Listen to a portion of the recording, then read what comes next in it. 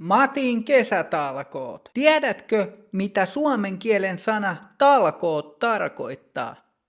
Se on erittäin tärkeä suomalainen perinne.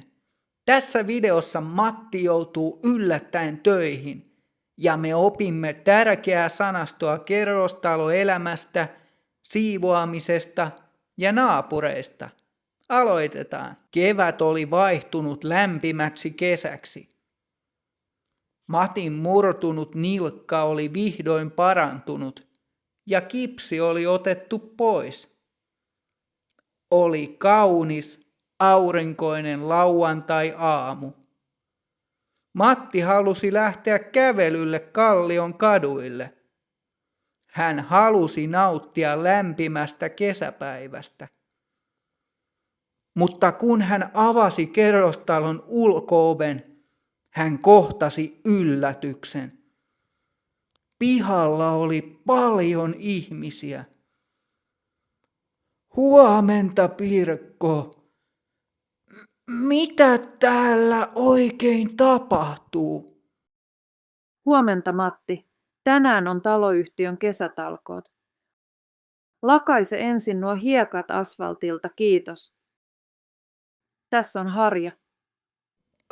Ai, talkoot. Minulla oli kyllä vähän muita suunnitelmia tälle päivälle. Höpö, Matti. Jokaisen asukkaan täytyy tehdä töitä. Ei selityksiä. Sana talkoot on tärkeä osa suomalaista kulttuuria. Se tarkoittaa sitä, että ihmiset tekevät yhdessä töitä ilmaiseksi, usein naapureiden tai ystävien kanssa.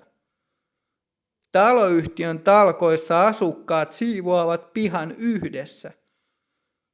Englanniksi se on a volunteer work party. Näytös 2. Maalisotku ja täydellinen teppo.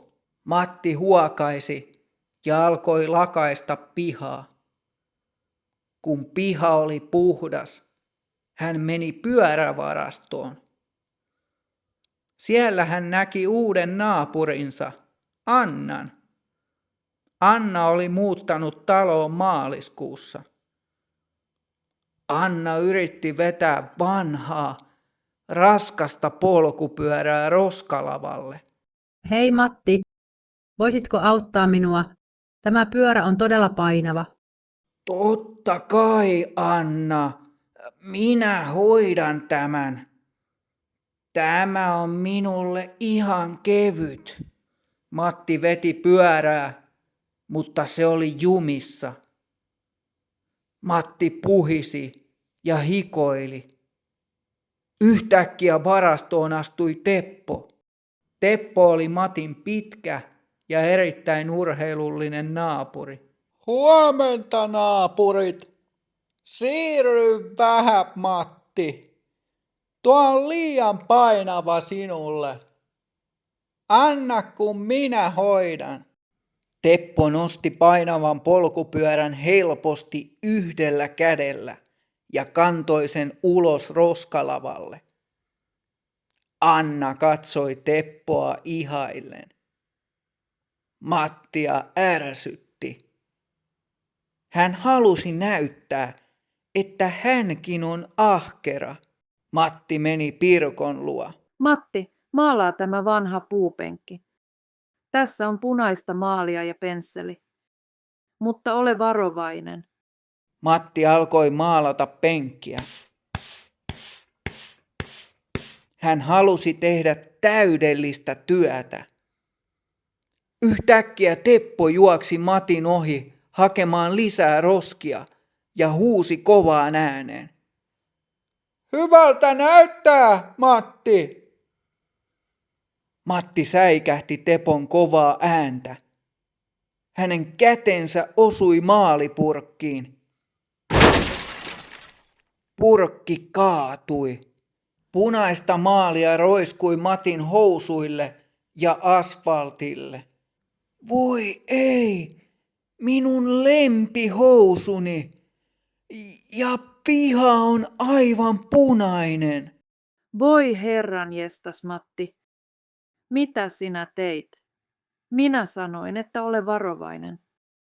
Nyt sinun täytyy pestä koko piha vedellä ja saippualla. Näytös 3. Makkarakriisi. Kului tunti. Lopulta kaikki työt oli tehty. Pieni asfalttipiha näytti siistiltä ja punainen penkki kiilsi auringossa. Oli talkoiden parhaan hetken aika. Taloyhtiön puheenjohtaja sytytti grillin. Kun talkoot ovat ohi, taloyhtiö tarjoaa yleensä asukkaille ruokaa ja juomaa. Tyypillisin ruoka on talkoomakkara ja juomana on tietysti suomalaista kahvia. Pihalla tuoksui grillimakkara. Matti käveli grillin luo myöhässä, väsyneenä ja housut täynnä punaista maalia. Teppo seisoi grillin vieressä ja söi ahneesti. Olipa hyvä treeni. Minulla on valtava nälkä. Minä söin juuri 3 makkaraa. Matti katsoo tyhjää grilliä kauhuissaan. 3 makkaraa. Onko makkaraa enää jäljellä? Minä pesin pihaa tunnin ja minulla on kova nälkä. Anteeksi, Matti. Makkarat ovat loppu. Teppo söi viimeisen. Matti oli todella surullinen. Hänen lempihousunsa olivat pilalla. Hän oli aivan poikki. Ja nyt hän jäi ilman talkoomakkaraa. Yhtäkkiä Anna käveli Matin luo. Hänellä oli paperilautanen kädessään. Ei hätää, Matti. Minä säästin yhden makkaran sinulle. Sinä teit tänään kovasti töitä. Kiitos, Anna.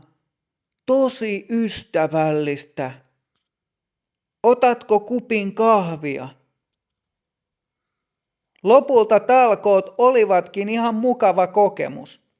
Matti huomasi, että naapureiden kanssa oli kiva viettää aikaa, ja ruoka maistui ulkona aina paremmalta. Vaikka Teppo oli vähän ärsyttävä ja Pirkko ankara, Annan ystävällisyys pelasti Matin päivän. Onko sinun maassasi samanlaista perinnettä kuin suomalaiset talkoot? Oletko sinä koskaan osallistunut talkoisiin Suomessa? Kerro minulle kommenteissa. Nähdään taas seuraavassa videossa.